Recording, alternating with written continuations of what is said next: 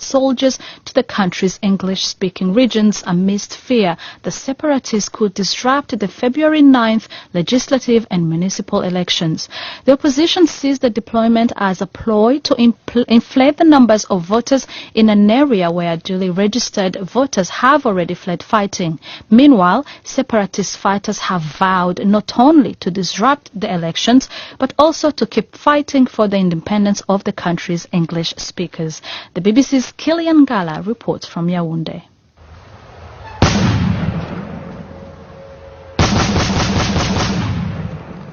The sound of gunfire continues to be heard throughout Cameroon's English-speaking regions. Burnings and kidnappings have remained the order of the day, with candidates for the February 9th legislative and municipal elections particularly targeted by suspected separatists who say they don't want any election organized on their territory. Dennis Kemlemo is the communications secretary for the opposition Social Democratic Front. The house of Honorable Bandam, who is the vice president of the National Assembly, was burnt down. The house of Honorable Fusi Namukong was burnt down.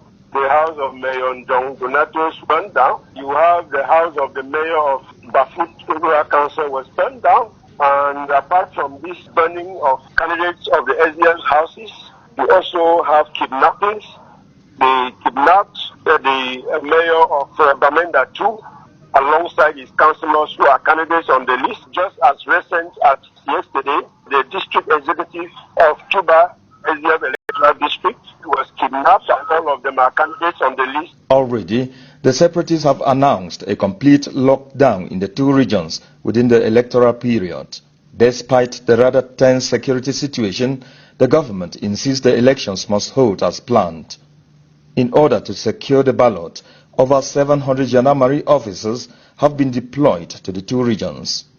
Colonel Henry Chinda is the Gendarmerie Legion Commander for the Southwest region. The population is to be confident in National Gendarmerie, to go to elections knowing that Gendarmerie is there to protect them in that very important phase that our country is facing. But the deployment has not gone down well with the opposition, who believe that it's a ploy by the government to balloon the number of voters in an area where potential voters have largely deserted. Separatist leaders see government's resolve to organize the polls as an act of political desperation. Mbah Akuroh is the president of the consortium of civil society organizations that the government banned in 2017.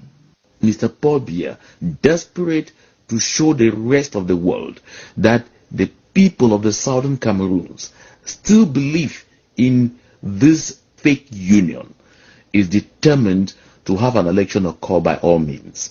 That is why he would deploy a lot of soldiers to go out there and vote in the place of the people, so that he will turn around and tell the world that the people went out and voted.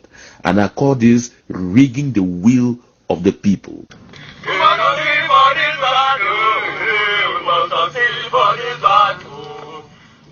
Meanwhile, videos circulating on social media show separatist fighters committing themselves to keep fighting until an independent state called Ambazonia is created. We will fight to the last man standing. We will fight even unto death. We mean business. We will not give up. The days ahead are pregnant. The government has made it clear that Cameroon will remain one and indivisible, even as some level of autonomy was granted Cameroon's English speakers recently within the framework of a special status approved for the two regions by the head of state. But it remains to be seen whether these concessions will calm the spirits of the separatists.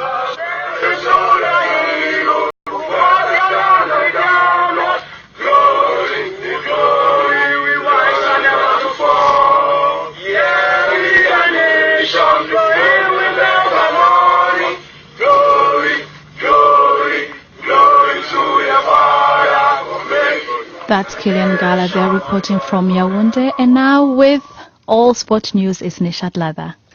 Thank you, Victoria. We'll have some football in a moment. But